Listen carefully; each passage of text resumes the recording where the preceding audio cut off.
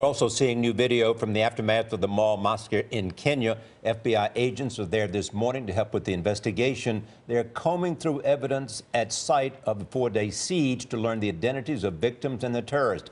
Charlie D'Agata is at the scene in Nairobi. Charlie, good morning. Good morning to you, Charlie and Nora. The whole area is being treated as a crime scene, and once again, there's a discrepancy over the number of victims. Kenyan officials said they don't expect to recover many more bodies from the mall, yet the Red Cross has upped the number of missing to 71.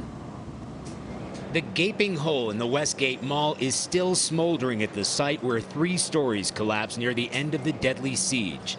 Just what caused the building to come down, burying both hostages and militants beneath the rubble, has become a key question in this investigation.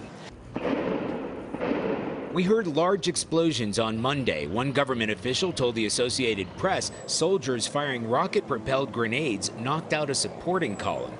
It's another example of the kind of information we're getting here. But a military explosives expert told CBS News there's no way an RPG could have caused that kind of damage. Forensic teams have begun collecting fingerprints and DNA to identify attackers and victims.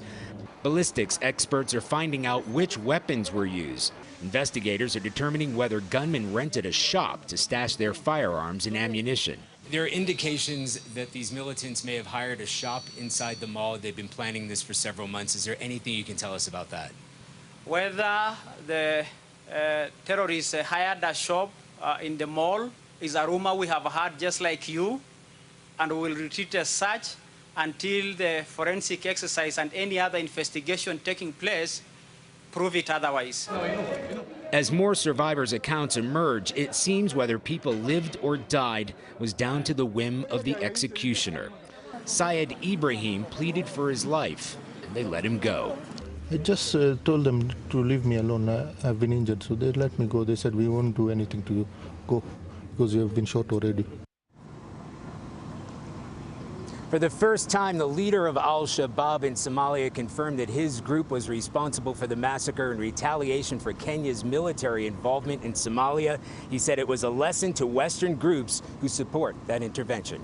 Charlie and Nora? Charlie D'Agata, thank you.